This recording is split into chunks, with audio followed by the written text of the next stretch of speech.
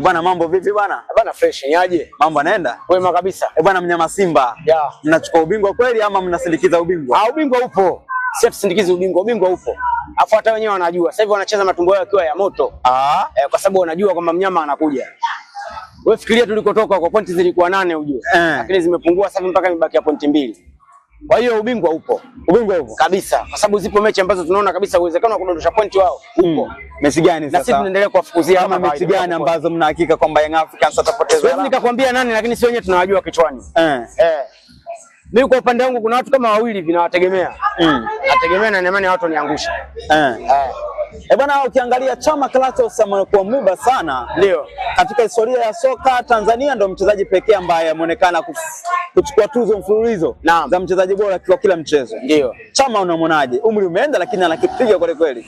Siku zote bwana wanaangalia uzuri wa jambo unalolifanya. Na sio namba yako. Namba ya Chama tunaona kidogo imetembea. Yaani umri wake kidogo uko juu. Lakini mambo anayoyafanya unaweza kusema amezaliwa jana. Kwa hiyo tunashukuru, tunajivunia kuwa ni yeye icon ya soka la Tanzania. Libase Gay na Anise Teula wanatakiwa huko Arabuni. Hayo mambo sasa ya management ya. Hayo mambo ya management. Kwa hiyo mnakubali waende tu. Sisi tunawapokea wachezaji wanaposajiliwa na tunalizia wachezaji wanapouzwa.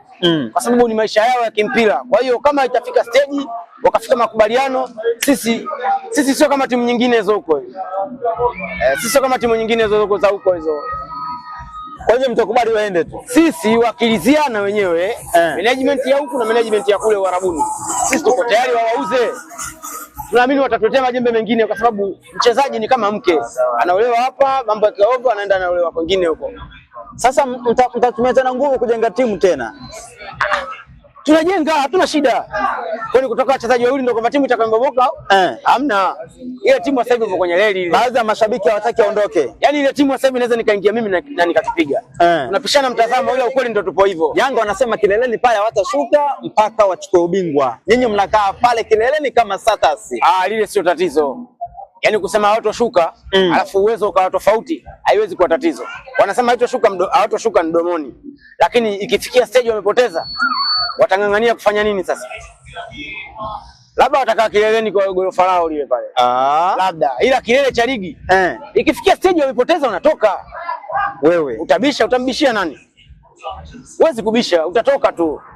Atakaa ambaye amestahili, ambaye atakamfanya vizuri atakaa juu. Kwa hiyo nyinyi mna matumaini baada ya kuchukua ubingwa? Sisi matumaini makubwa sana, sio madogo. Yaani makubwa sana. Mimi naweza nikakwambia kwa hali ambayo tunaipeleka sasa hivi. Sisi ndio tuna 60%, wao wana 40%. Mimi ninachokwambia. Nyinyi mna 60%? Tuna 60%, wao wana 40% kwa sababu wao sasa hivi kwanza wanacheza kwa pressure, jambo la kwanza hilo. Japokuwa ukiwauliza wenyewe wanakataa, lakini sisi tunajua kwamba wao wanacheza kwa pressure. Ushaona bwana? Yaani wanaona kabisa kwamba mtu huyu hapa huyu. Kutoka pointi 8 mpaka kubaki pointi 2 sio mchezo mdogo. Bwana. Kwa sisi tunao yani. Mnao. Tunao. Kwa mpaka mwisho wa ligi. Mpaka mwisho wa ligi. Mnakimbiza tu. Sisi sio tunakimbiza. Yaani mimi na imani kwamba watajipindua, sio kama tunakimbiza. Na imani watajipindua tu, hawezi kufika mwisho. Yaani kabla hajafika mwisho watapinduka tu. Watapinduka tu. Watapinduka tu. Bwana mimi nikushukuru sana. Mimi nikushukuru sana.